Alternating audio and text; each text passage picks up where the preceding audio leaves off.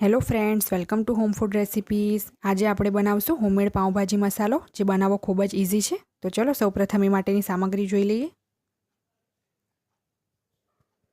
પાવભાજી મસાલો બનાવવા માટે મેં અહીં લીધા છે 5 કાશ્મીરી લાલ મરચાં, જે આ રીતના પહોળા આવે છે। આનાથી કલર ખૂબ જ સરસ આવે છે। અને 5 મેં લીધા છે તીખા લાલ મરચાં। આમે સૂકા આખા ધાણા લીધા છે 5 મોટી ચમચી, जीरू 2 मोटी चमची, वरियाड़ी 1 मोटी चमची, काळा मरी 2 चमची। आमे काળી मोटी इलायची लीधी छे 2 नंग, 1 बादिया एटले के स्टार फूल, 10 नंग में लविंग लीधा छे, 1 इंचनो 1 टुकड़ो तजनो लीधो छे અને 1 મોટી ચમચી જેટલો આમચૂર પાવડર। તો સૌથી પહેલા આપણે બધી જ સામગ્રીઓને સારી રીતે શેકી લેશું। મેં એક પેન ગરમ કરવા મૂકી દીધું હતું। એમાં સૌથી પહેલા આપણે આ લાલ મરચાં નાખશું, સૂકા આખા ધાણા, મરી, લવિંગ, બાદિયા, મોટી ઇલાયચી, વરિયાળી, જીરું અને તજ।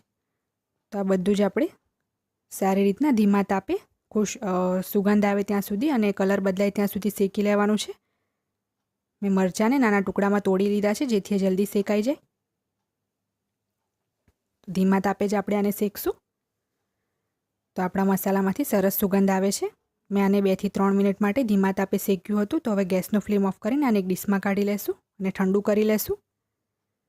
तो मैं बधुं ज ठंडू करीने मिक्सरनी जारमां नाखी दीधुं छे। हवे आपणे आमां आमचूर पावडर नाखशुं। बधुं ठंडू करीने ज आपणे पीसवानुं छे, गरममां नथी पीसवानुं।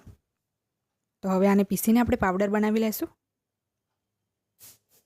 तो मैं बधुं ज पीसीने पावडर बनावी लीधो छे। हवे आपणे आने एक बाउलमां काढी लेशुं।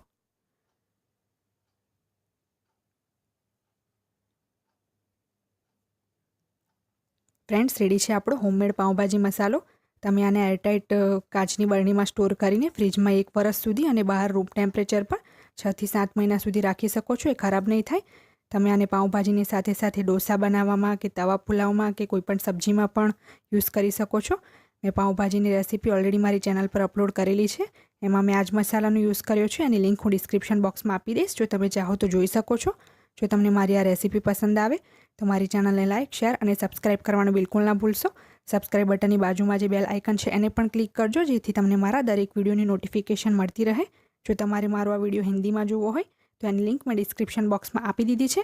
તો મળીએ નેક્સ્ટ વિડીયોમાં। ત્યાં સુધી આવજો।